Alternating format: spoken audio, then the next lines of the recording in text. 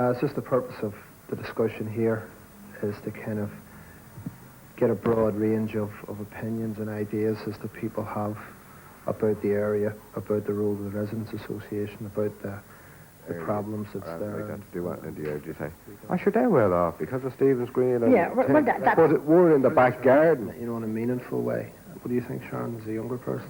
I think just because it's, we say, a working class area, they always seem to put people in it down. Like, they think you can never... that's another one of the problems of gelling the community together, is that it's sliced to pieces by roads that are just getting bigger and bigger and harder to cross. We should be working together to make it a better community. But you get out there and you ask the people, what do you think, what is going on? There is so much to be done out there, and so much that we can do. And so as people... We're all only individual people. We're not politicians or TDs or anything.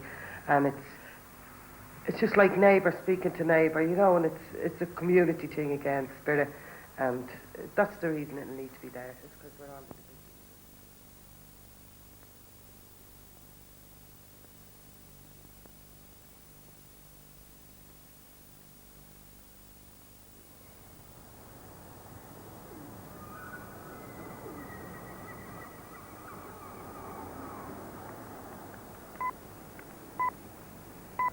You're listening to Rising Time on Radio 1. It's 7:30 and time now for news headlines from Don Coburn. The central bank says the economy is growing strongly and national output should increase by 4.75% this year. But the bank in its quarterly bulletin warns that inflation is a potential threat. Consumer prices are expected to rise by 4% this year, almost twice as fast as in 1938.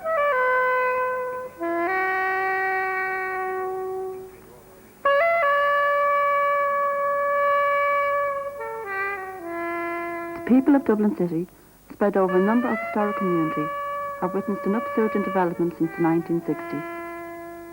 We have seen this development apply only to the needs of the business and private sector. We have heard over and over that there must be more profit before there can be jobs or services or decent living conditions. The Whitefriar community in the heart of Dublin is just one inner city community whose existence is threatened, just as the quality of our lives has already been reduced by the powerful and unrestricted private sector.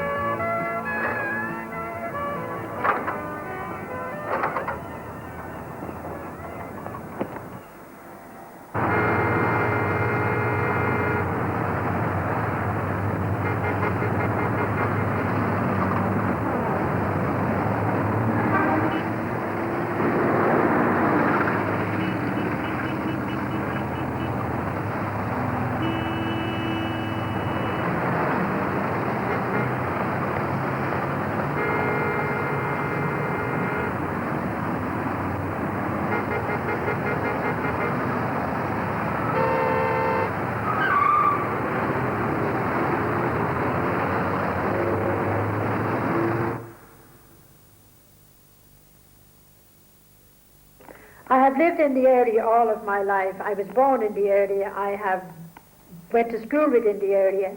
I worked in the area. And at the moment I still work not far from where I live. But to me, if you lived in Fatima or if you lived in Dolphin House, because the flats come into one block, you seem just to be able to fight for just the one block of flats. Whereas our flats are spread around 8 or 9 streets. And that's why our community is so vulnerable at the moment.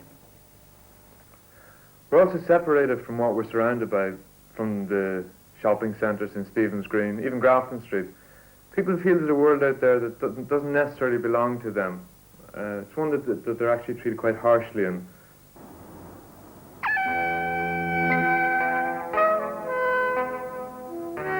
The Whitefriar Residents Association organised an area of Dublin's inner city working class, stretching from the Liberties in the west over to the South Circular Road. The area is hemmed in on the north and east sides by Dublin Castle, the city centre and St Stephen's Green. Whitefriar is a community cut off from an otherwise affluent environment by high levels of unemployment and inadequate social facilities. A network of corporation flats built over the years as slums were demolished. They are separated from each other by wide streets, feeding traffic into and out of the commercial centre. Although 85% of dwellings are publicly owned, Dublin Corporation's plans for the construction and widening of roads and for the expansion of city centre business seems to indicate that the presence of a community is seen more as a handicap to inner city development than as an asset. As we said once at a meeting, we're like an island all on its own. They don't think of us as an inner city. Just think we're stuck there in the middle. Yeah, we need a one.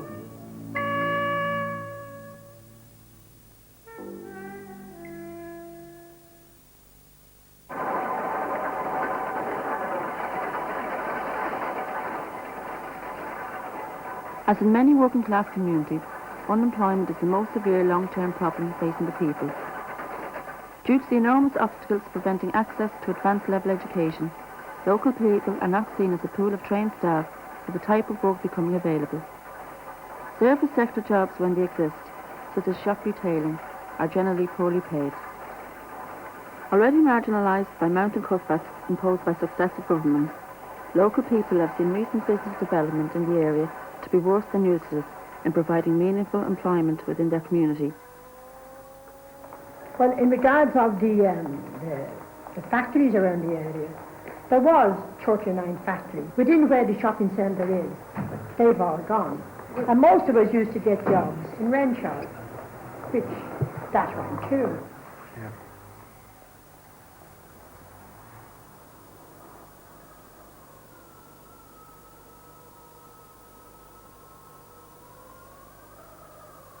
The relocation of Jacobs from the heart of Whitefriar meant the loss of 1,800 jobs.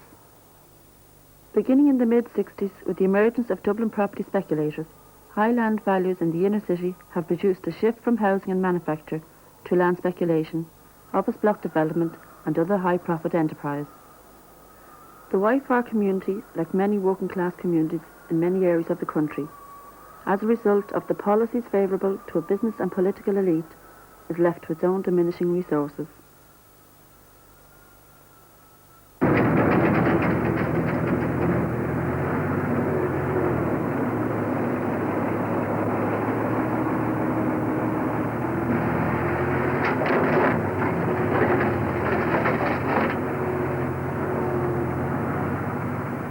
I mean, there is no doubt that they would like to have all the inner city communities living out in Tala or Blanchardstown or whatever, and that the inner city would be, people living in it would be wealthy people.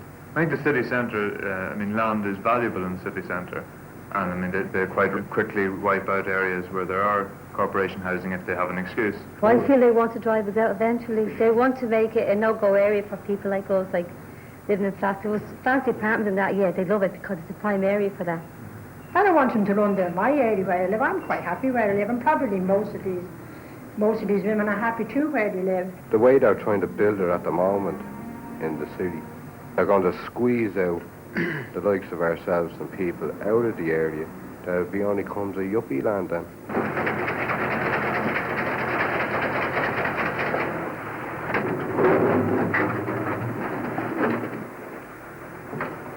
There's no shortage of wealth as such. It's just sort of the way it's spread around, and you can see that yourself if you look around you in Grafton Street or in the shopping centre. And when we do try and change that, we are promised a fairer slice of the cake, but we don't usually get it. When you look down Grafton Street, you see the money that's after being put into their pavings alone. And you come to the back of Grafton Street where we're situated. I mean, we all do our best where we live, but the maintenance on it, and we're told they've no money. The money is there, all right, but it's not being used on their corporation dwellings.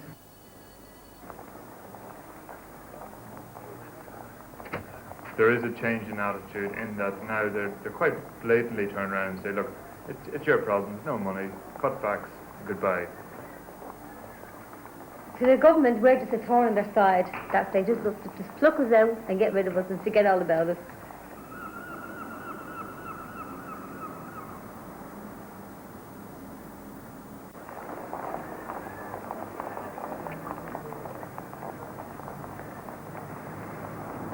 There's no way anyone in Grafton is going to employ anyone from the area. Why? Like they know most of the people from the area, like from going around, going through the area and all that. They just feel we're not good enough for them. People agree that there's a stigma for young kids. Well, there is a stigma of trying to get jobs around the area. If you say you come from York Street or Mercer Street or any of the flats around. I'm proud of where I come from, York Street, and I'll always say I'm from York Street. But I mean, Grafton Street is a money street, and it's miles away from York Street. It's not just up the road.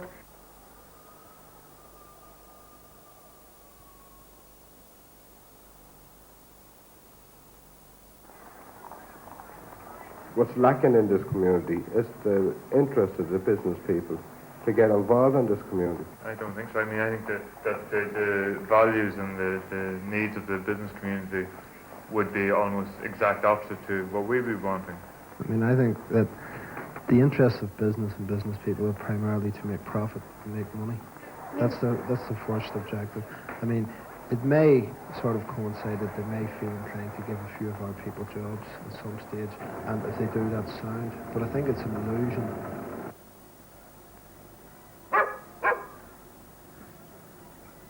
Business and community can work together and have a vested interest together. Yeah, but I mean... That's wishful thinking, Christy. How many people from there work in the shopping centre? How many people in Grafton Street, or even in Georgia Street, employ people from the area? They don't give a damn about us. But I mean, we tried working with the local business, the building of the shopping centre. We tried to, I mean, Christy, you know about that. I sent 8 people down to an interview, had their leaving cert and the whole lot. And not one of them people were taken on. Do you not think that was an example of how business and business interests are not the same as ours? We just have to go out and tell the corporation and tell the government that we live in an area of Dublin too, where there are lots of flats and lots of derelict sites around. To me, if a businessman came and said, well, I'll take that site, he would get it before anybody else would. We wouldn't mind that if the businessman employed some of the locals and brought employment in the area, but that doesn't happen. The business people just don't want to employ us. They don't feel we're good enough, no matter how well educated we are. They don't care. They'll have us cleaning up after them. But for anything else, no, they won't give us a job, and then they'll make us feel that it's our fault we can't get work. When you look at all this potential for commerce, for business, for prosperity, it's all around us here in Grafton Street, around St Stephen's Green. Yet for us, it means no jobs, little money, very few of any sort of a secure future to look forward to, despite all this wealth.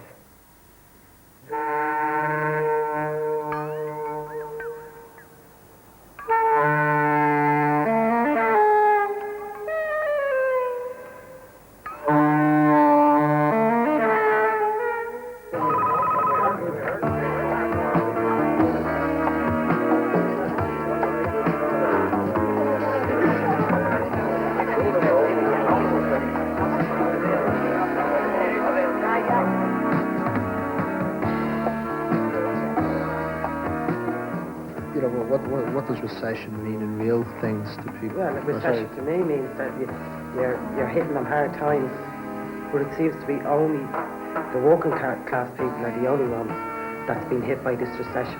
I can't see any of the ministers or anything being hit by it, you know. They're just still driving the big cars around and what have you. I think in the area it also hits morale because, I mean, people are told there's a recession and they've tightened their belts and their money's going less, not going as far when they go to the supermarket. Yet we still see the cars driving through our area and we have the supermarket there. which is just teeming with young people who just don't seem to be short of money.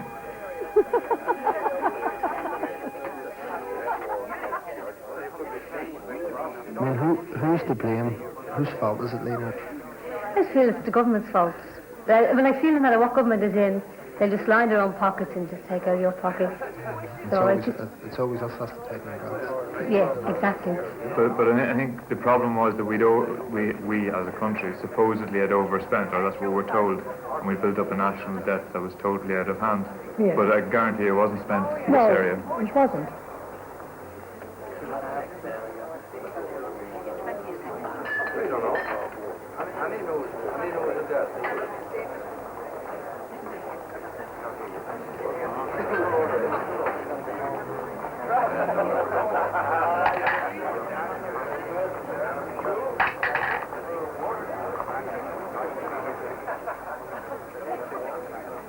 They're all the time trying to play people that has a job, albeit low paid one, off against people that's on the dole. You know, this idea that we're carrying them and that they're only parasites from what's happening. And you know, there's no sort of talk about, you know, the real parasites in the country, that is wealth.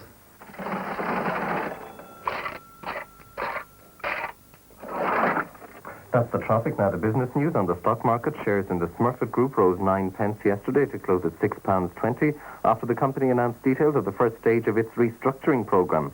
When the entire deal is completed, Smurfit should end up with more than $700 million to spend on new acquisitions. In general, share prices remained rather depressed, with the Isaac Index up just 4.1. In London, the FT 100...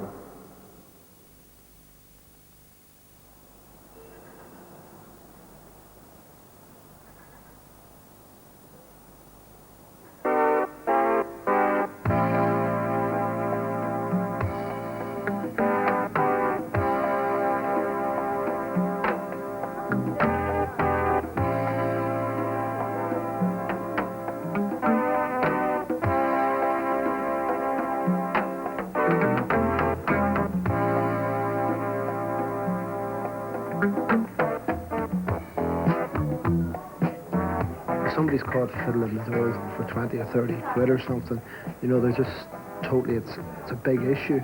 You know, there's people fiddling millions in tax and businesses and the rest. And you know, that's okay, sort of. I mean, that's what I think. It's the government saying, like, we'll keep you in your place, you're working class, you'll stay working class. Do you get people that would be in work and saying, oh, you've often heard them saying, oh, they don't want to do anything, all they want to do is go on the dole. Most of that, as you're saying, if you go for any type of relief or social welfare, the person behind the desk will try and speak down to you. I mean, I was in that situation when I was a lot younger, when I was forced married.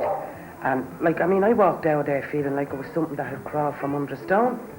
But I was back there the next day. And I said, like, they'd never do that to me again, because, I mean, nobody has the right to do that to another person. When I went down to sign the labour, there's people standing right behind you, talking to this girl behind the glass partition. You have to kind of shout so they'll hear you, because there's a little opening down at the end. And they're asking you, like, you're signing on, like, is your husband working, many kids have you got, do you own a house, do you own a shop, have you got savings? The questions they ask is unbelievable. Oh yeah, they That's exactly, yeah. You left out of my pocket. They don't realise they're only claiming what you paid in.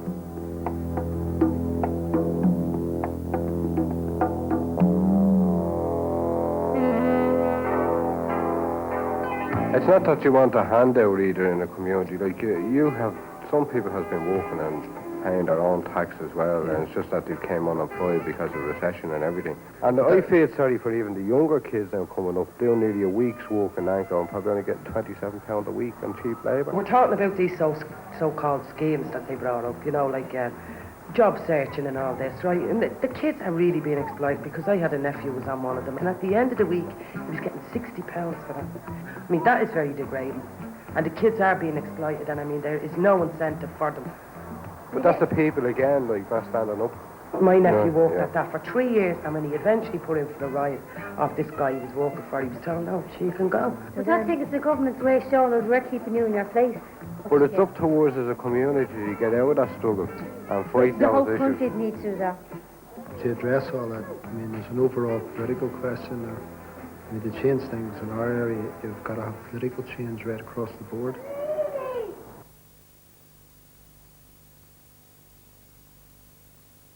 In in our area, the amount of people who vote at election time, it's very low compared to middle class areas who vote in a very strong way for people who represent them. And politically, we are and we have been totally misrepresented.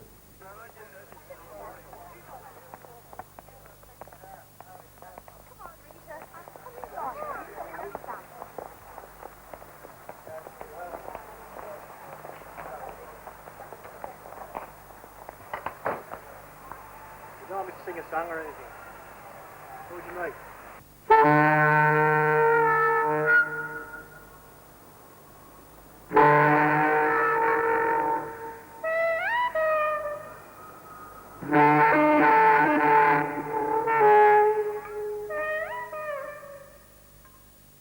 A person will get their roof fixed and a TD will try and fool them and say, well, you know, I look after you. Whereas in actual fact, that was just a basic entitlement, and it shouldn't be a question of anyone claiming any sort of prize for it.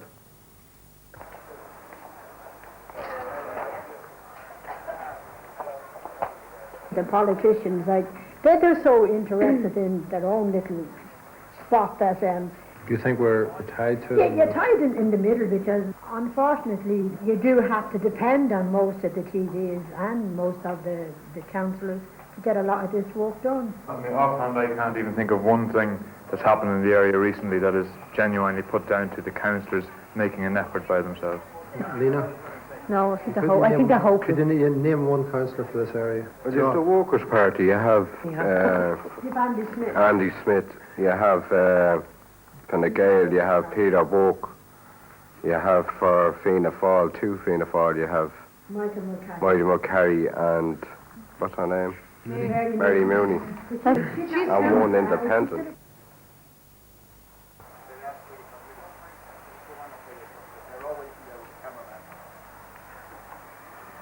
Very unusual, that's two mayors, you see.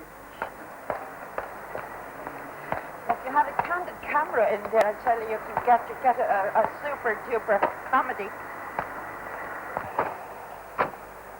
Now, what I find very wrong with most of them is that they know things is going on in the community and never inform a community. Like, you take this area now that you're going to have 3 hospitals in the area shut down. I don't think half of the people know that. They haven't consulted their community. They're not representing their community on issues.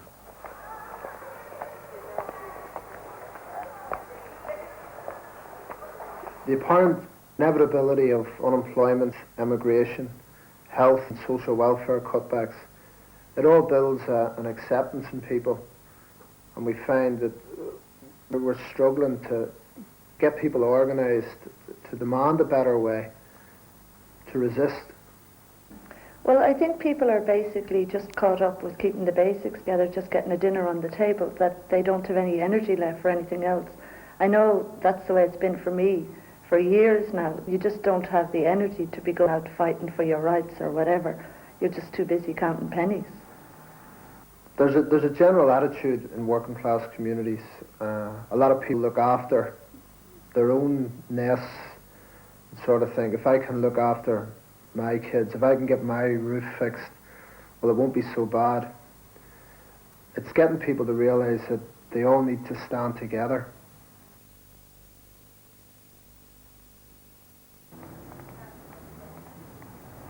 Rita, why are people, hard to motivate? Well, the main one around ours, I'd say, is that some of them have just given up. What's the point in going over there for me? They just couldn't be bothered. Some people don't like getting involved for the simple reason that most people think when they come to a committee they have to talk out. And that's an awful lot of people's attitudes. Or what would I say? How will I say it?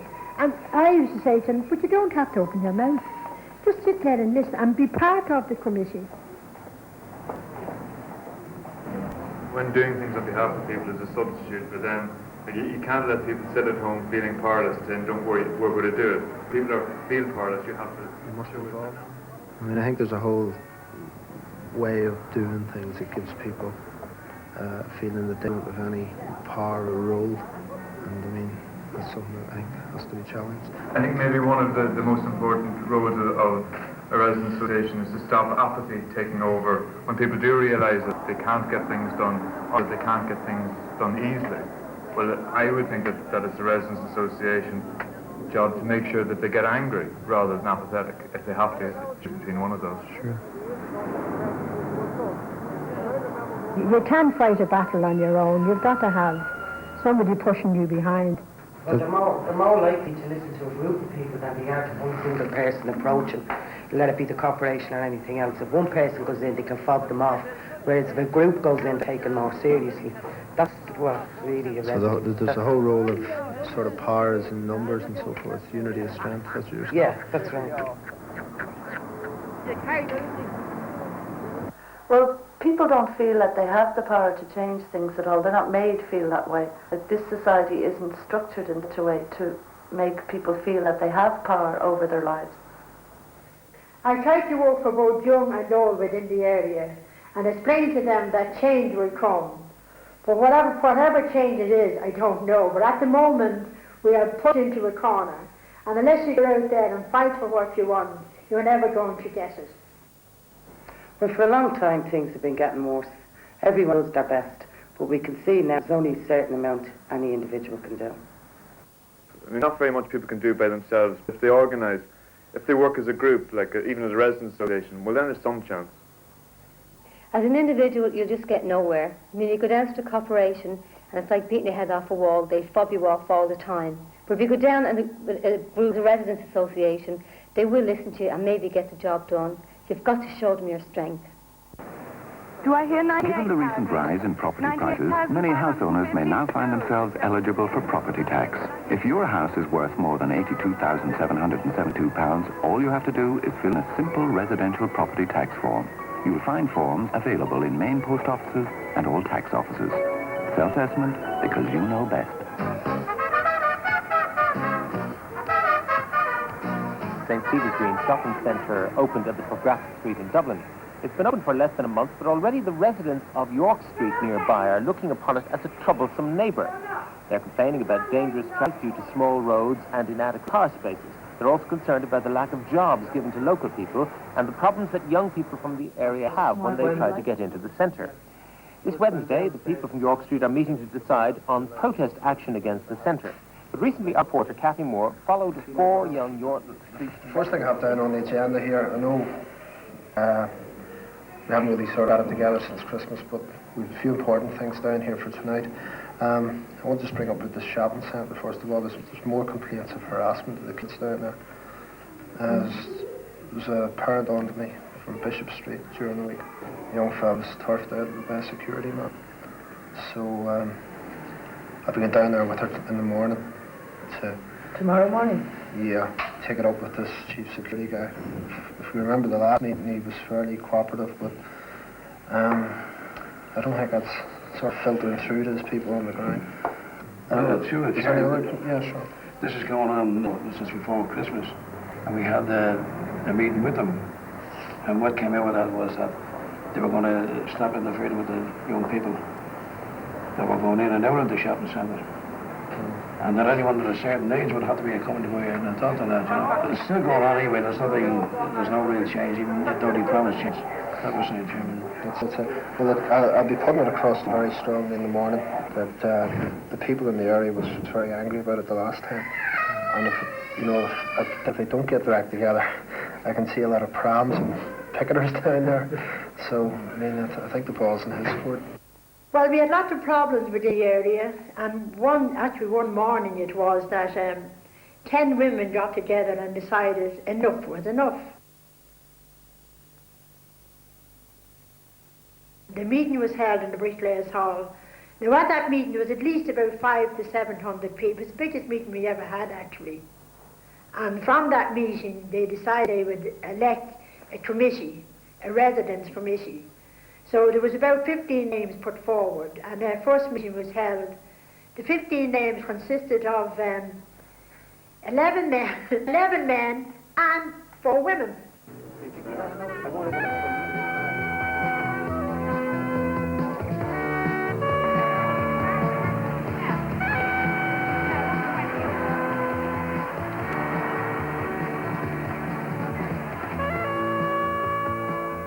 definitely have to have some sort of residents association. It not say keeps the community together, but if a problem arises in the community, at least someone there that you can go to. But I think you do need definitely a resident association to be backed by the people and to let the people know that they're there. Yeah, I think that's a fair point. I mean, any committee's only as strong as the people that's behind it.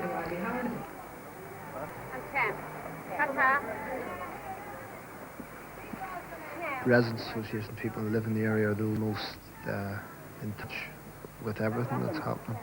Like politicians, TDs and councillors are only once in an area, mightn't even live in an area, and they haven't got an idea or an iota of what goes on most of the times in areas.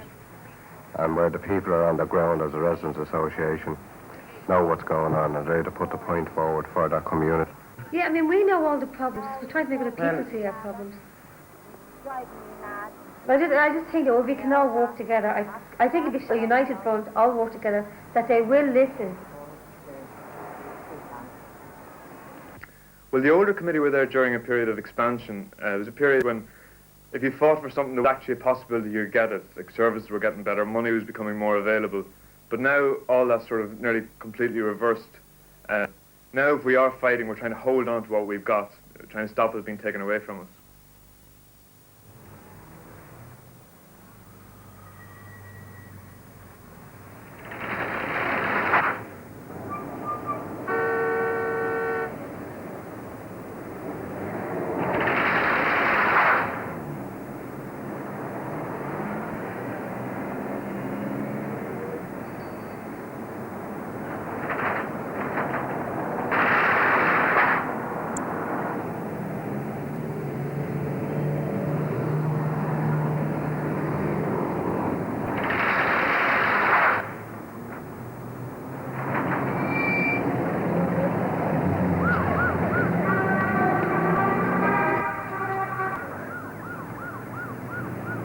Most things that we have to deal with in terms of bureaucracy, the government, they have their way of doing it, and unless we go their way about it, they don't listen to us. I think there's also a point in that there's a danger. We must not become sort of part of the system or seem to be kind of propping up all this bureaucracy and the way the corporation operates and the government. You know, as a residents association, I don't think we should be a part of that whole bluff. I mean, I think part of our role is sort of to expose it and challenging it. And you do that in a lot of ways. You know, you do it through dialogue and meetings and discussing, and you also do it on the street or having a protest if it's the right thing to do at the time. But as you're saying, like, not being part of the system and bureaucracy, you have to take part in the bureaucracy that goes on. That's when people will sit down, listen and talk. There's a difference between taking part and supporting it. We have to develop proposals. I mean, a lot of the ideas that we've come up with at different times, like pedestrianisation and all, when we first mentioned them, seemed totally hairy-fairy. And when we find that we can actually draw up a document and a proposal that's as complicated and as technical as they can produce, then we start realising that our divisions that we have aren't pie in the sky. And the same goes for notions like building houses in the inner city. We have to have sort of visions and believe in them. We have to fight for them, sir.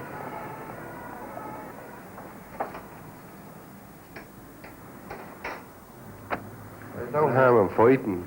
Like, that's what a committee is about, fight for the issues all the time. Well, I mean, I think the committee is only a the representation of the people. It's the people that have to fight for them, and not the committee. There's no point in sort of, you know, making representations. You've got to bring people out with you. But you can't just cite law any time you feel like it. You have to work within the guidelines of the law. Whose laws are they? The law of the country. We yeah, have exactly. A and who are the country? The country is the government. The country is not the ordinary working people. The country is the government. But democratically, we sit down through the structures that's built up and work through that. You don't be heated going through that structure. That's You just have to get out. Well, the way it is now, Christy, with our committee, the Residents Association Committee, the way it is now, we've gone to every channel properly. We've gone to the guards, corporation, TDs, everywhere. The way we'll get anything in our area now is for the people to get out and fight for it.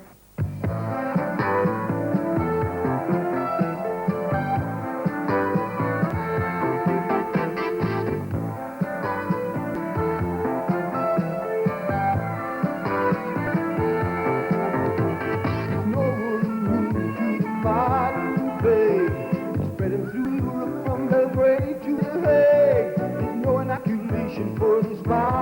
purse. And when it starts to hit you, you feel it in your purse. It can happen to you. It happen to you. Symptoms are dejection and despair on the face. Victims walking around all over the place. They're living with the stigma, they're living with the shame. Their dignity is gone, there must be someone to blame. It can happen to you. Happen to you. From Dublin to London, from Berlin to Rome, there's someone affected in every home. We're too proud to beg, we're too proud to mourn, but Mr. Politician, please, how are you gonna cure this disease?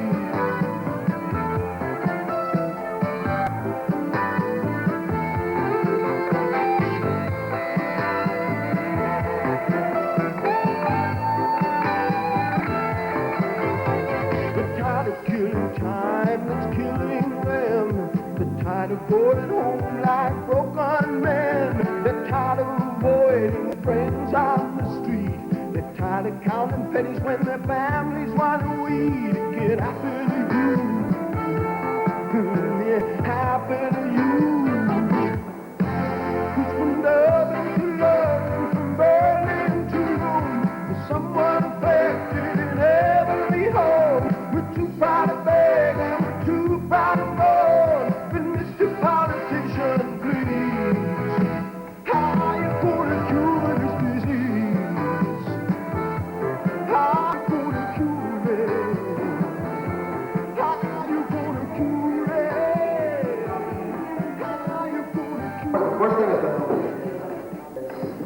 there's been a lot of talk in the media lately about a lot of money that's coming into Dublin from Europe, and John Doyle's here, who's one of the community workers who go up.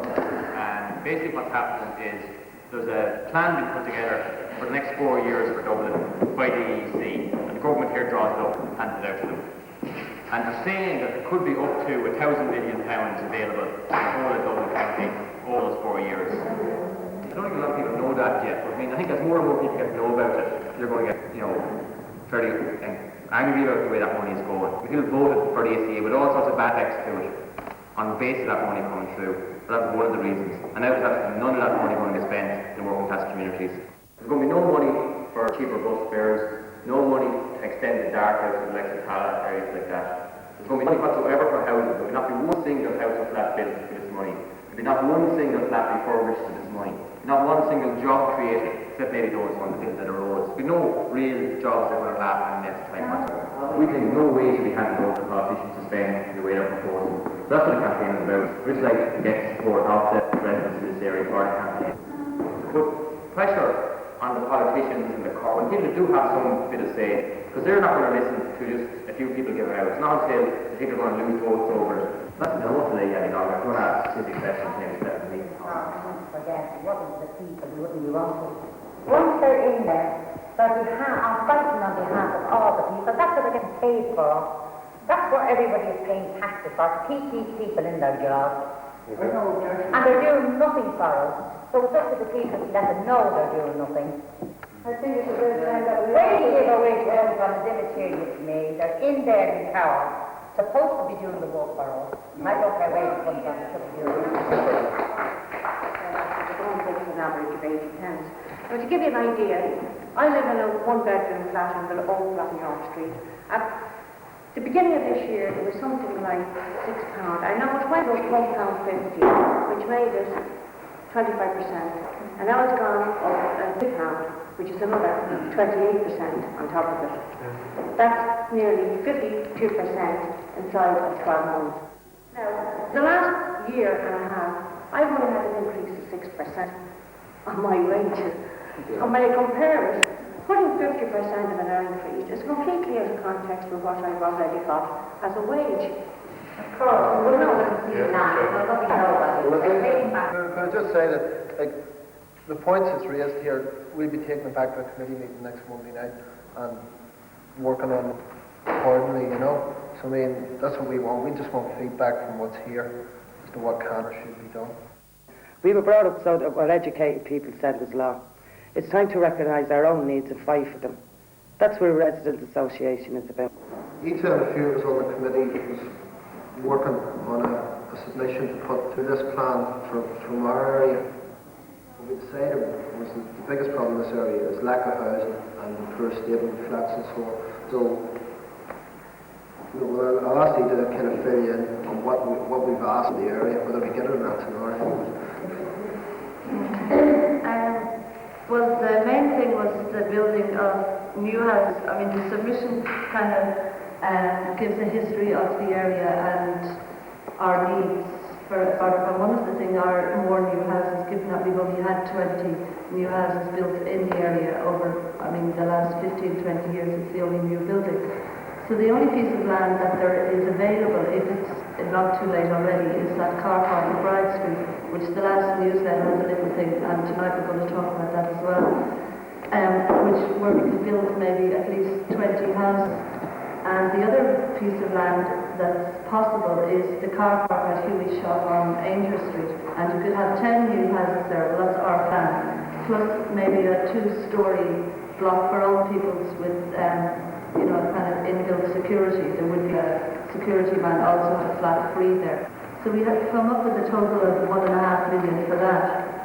And the next thing is a refurbishment program, which instead of just having a corporation refurbishment program, we aim to set up a refurbishment co-op where the people who actually live in the flats say what it is that needs done, rather than the corporation having a kind of block thing and deciding that this needs done, that needs done. So that the repairs and that are done are real things that needed to be done. And for Mercer House, we've come up with a total of nearly $500,000. The same for the old flats on York Street, more or less the same. It all comes to about £3.5 million. Whether we get it or not is another thing.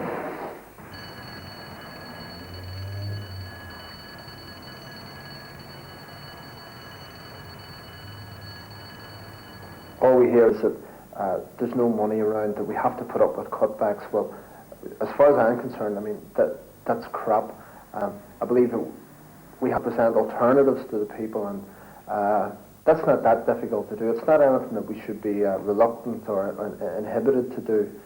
And then even if our community of 600 dwellings does become organised, does become strong enough to reject politicians who don't have their interests at heart, in the overall political situation, that won't achieve enough if it just comes from our community in isolation. We've got to strive for a broader unity, a solidarity amongst people. I believe that there can be a fight back. The meetings that we've had with the corporation, I felt you walk out of them and you know that basically they don't care that we feel unhappy about the amount of traffic in the area. They just see us as kind of a major road to feed off the traffic that would otherwise pile up in the city centre. And it's our tough luck that we have to live in the city.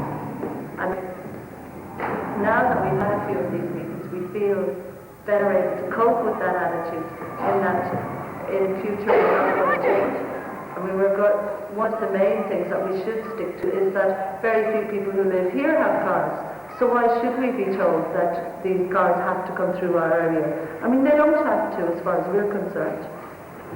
So I think that we should just keep that in mind all the time and not be letting them say that they have this traffic problem. It is not our problem. So we have come up with a long-term plan. That's another thing we've discovered, is that when you go into these places, there's no point just complaining, just saying that we don't like this or we don't like that. You have to have some kind of alternative or some plan to put to them, which probably will seem as crazy as, just saying you don't like something.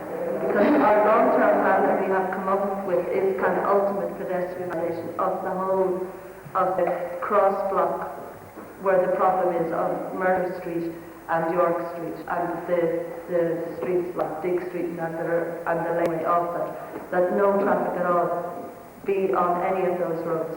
But that's a long-term plan, because the corporation to ever get into that is just it's kind of unthinkable, but it shouldn't be. That is what we should be aiming for. But it's a long fight that an awful lot more than what are here tonight we're going to have to get involved in. Well, I think people have to get organised. Individually, we seem to have no power at all, and the only way to get anything done is for people to get together and sort it out. What the people want is results, want to see something, to have the confidence, and then they'll all come in. They won't come where there's nothing. But I mean, that's what you suggest. There's nothing happening. It's at a complete standstill. But if you're talking about something like blocks of the road, you do need manpower. You need to know that 4 different people every day that go out there and stay out there. And unfortunately, we just not have enough support at the moment. Bigger statement there, I mean, people have nothing to grab onto. But when we're talking about the roads, in actual fact we're saying that if the people in the area could see something being done, that then they'd be able to get the backup. I think that's ludicrous. Like, I mean, of all you have York Street, you have Cook Street, you have Bishop Street, you have Globus Street, you have Whitefriar Street, McDonough House. You know, like, I mean, all the young mothers you have there with young kids, it should be taken in the community. Just as an example of how interested the people are, look at this meeting tonight. If they were really concerned about what happens in this area, you wouldn't get them in on that door. That's what's wrong. They just don't give a damn. It's as simple as that. Never been down here. Never. There's always that handful that come forward for everything. And it's always the same handful that does everything. But just because that handful comes along doesn't mean that handful can't just go and do something. If those are the people who want to live in the state they're in, but look at them. Can't expect everyone else to live in anything else. If they're going to do their Tuesday night or whatever. Oh, yes. Yeah. Every day.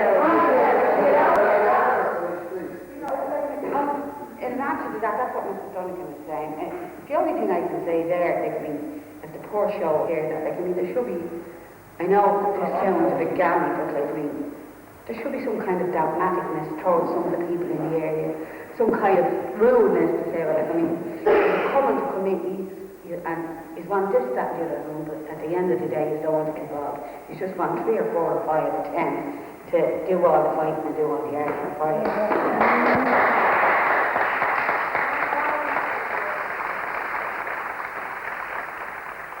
There are plenty of people prepared to get out and do something. I mean, recently about 150 of us marched up to Kelly Police Station because they're fed up with the crime in the area. And they tell you they haven't got the manpower to do this or they can't man the streets. But we were only in there 5 minutes and the police were crawling everywhere. So I think if you stand up to them and show them that you mean business, that they will do something, maybe do the job they're paid to do. I think you need a residents association because as a group, we're more listened to than any one individual person. It's important that all communities similar to ourselves realise that all our interests are very much in common. And the more liaison between all of us, the better place we'd be to make gains and to make progress for all working class people. Now, some would say that people like us are moaners or whingers. Well, you know, let's get a few things straight. There's a lot of wealth out there, and it's the few that's enjoying it. To throw us a few crumbs from, you know, the rich man's table, well, you know, that's not good enough anymore. And yes, we'll keep moaning and struggling until there's change in a big way.